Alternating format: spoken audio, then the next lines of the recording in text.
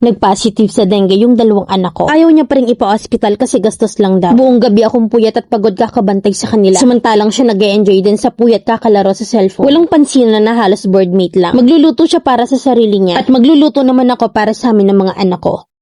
36 na ako at meron akong dalawang anak. Grade 7 na boy at grade 6 naman na girl. Kasal kami at 15 years na kami nagsasama. Sa loob ng 15 years ay halos same routine na lang kami. Palagi lang kami sa loob ng bahay. Hindi ko alam kung matatawag ba akong martir or sadyang ayoko na lang pansinin para maging malakas ako para sa mga anak ko. Registered nurse ang asawa ko at nasa private hospital. Kumikita siya ng 22k per month at ako naman ay VA at kumikita ng 30k per month. Sa loob ng maraming taon na pagsasama namin ay never kong nakitaan ng emotional intelligence ang asawa ko. Yung tipong kapag nag-aaway kayo kahit maglupasay or magpakamatay ka dyan, ibali wala yon sa kanya. Yung kahit na mahirapan ka na sa gawaing bahay, wala pa rin sa kanya. Never siyang naging good provider sa mga anak namin. Pasko, bagong taon, kahit pa birthday ng anak ko ay never siyang nag-effort. Na kahit naman lang pang regalo or panghanda, umabot na lang sa ganitong edad yung mga anak ko at isang beses lang siyang nagbigay ng regalo. Pero kapag ka birthday niya, malayo pa lang ay pinag-iipunan na niya na para may ipanggastos lang sa pang-inom. Ang sakit isipin na pagdating sa anak niya ay never siyang nag-effort. Pero sa sarili niya, bigay lahat. Kapag sumasahod siya, laging meron siyang binibili para sa sarili niya. Bagong damit, branded na sapatos, halos tambak na sa bahay. Samantalang pagdating sa mga anak niya, never nagkusang bumili. Na nakakayak isipin na ganyan siya. Makasarili at totoong narcissist. Hindi ko na alam kung paano siya ipagtatanggol sa mga anak ko sa tuwing nakikita nila na palaging merong bagong sapatos ang ama nila samantalang sila hindi mabilhan. Nasasaktan ako para sa mga anak ko kaya hanggat maaari. Pinaparamdam ko sa mga anak ko na kaya kong ibigay ang lahat sa kanila na para hindi nila maramdaman na may kulang. At sa tuwing magkakasakit ang mga anak ko, lagi niyang sinasabi na gastos lang kapag ka nagpapacheck up sa ospital. One time nag-positive sa dengue yung dalawang anak ko at ayaw niya pa rin ipa-ospital. At gastos lang daw. Buong gabi akong puyat at pagod kakabantay sa kanila. Samantalang siya nag-e-enjoy din sa puyat kakalaro sa cellphone na halos madurog ang mundo ko. Naturingan na nurse, nakakapag-alaga ng ibang tao, sariling anak never inalagaan. Na never ko siyang nakitaan ng pag-aalala sa mga anak ko. Ginawa kong lahat na kahit na nga wala akong tulog pagkatapos ko sa work na para lang maalagaan at gumaling ang mga anak ko. Gabi, umaga, halos hindi ako nagpapahinga. Na kahit na nga gumastos ako ng malaki basta gumaling lang yung mga anak ko. At sa awa ng Diyos ay gumaling sila after 2 weeks. Na kapag nag-aaway kami, lagi siyang nagtataas ng boses at lagi nag-a-attempt na mananakit. Ever since ay never ko siyang inobliga na magbayad ng bill sa bahay. Halos buong buo ay sa kanya yung sahod niya. Na kasi ang rason niya, nagbabayad daw siya ng motor niya at SS monthly. Pero never nagbigay ng kusa kahit na piso. Minsan nakakapagbigay siya pero grabe munang pagmamakaawa ko noon. Mahirap at hirap na ako financially. Lalo pa emotionally. Ngayon ay sigurado na akong narcissist talaga siya. Hindi ko man lang maramdaman na meron akong asawa. Na kapag nasisita ko siya or pinagsasabihan, galit na galit at gustong manakit. Bago ako dumating sa ganitong point, naging mahinahon at mapagkumbaba muna akong asawa. Noong unang pagsasama namin, alagang-alaga ko siya. Na halos ultimong pawi sa likod ay ako yung napupunas. Na kahit na nga pagkain niya ay kulang na lang ako yung magsubo sa kanya. Sobra ko siyang minahal at inalagaan. Pero sa tuwing nagdidemand ako sa kanya at magpapabili ako ng ganito, lagi niyang sinasabi na palamunin lang ako. Na kaya nga nagsumikap ako mag-call center at awa ng Diyos ay VA na ako ngayon. At work from home pa. Pero hindi na pwede yung mabait at mapagmahal at mahinahong asawa. Lagi lang tayong madedehado. Na ngayon ang setup namin halos 1 month na kaming hindi nagpapansinan sa bahay. Siya naman parang boardmate na lang. Uuwi, kakain, matutulog at magtatrabaho. Ako naman ipatuloy ang buhay at unbothered sa kanya. As long as kumikita ako at nabibigay ko yung needs sa mga anak ko. Pero tama pa ba to? Kasi sa tuwing uuwi siya ng bahay, pakiramdam ko nasasakal na ako at hindi na ako komportable na makita at makasama siya. Ginawa ko naman na makipaghiwalay sa kanya last year, December. Umuwi na lang kami ng mga anak ko sa probinsya at doon na lang magpatuloy ng buhay. Nakaredy ng lahat as in. Ang kaso, kinuha niya yung panganay kong lalaki at sinuportahan pa nga ng nanay niya. Ang ending ay hindi na ako tumuloy dahil ayokong maiwan ng anak ko dito. Ayokong ipagkatiwala yung mga anak ko dahil alam kong sa umpisa lang yan. Hindi nila kayang magtiyaga at mag-alaga at magmahal sa mga anak ko. Kaya nga mas pinili ko na lang na magtiis. Pero eto na naman ako sa ganitong sitwasyon. Walang pansinan na halos boardmate lang. Magluluto siya para sa kanya at magluluto naman ako ng para sa amin ng mga anak ko. Mamilin ako ba yung mali? O sadyang martir na lang ba ako? Badly needed your advice. At sana matulungan mo ko. Letter sender, Crescent.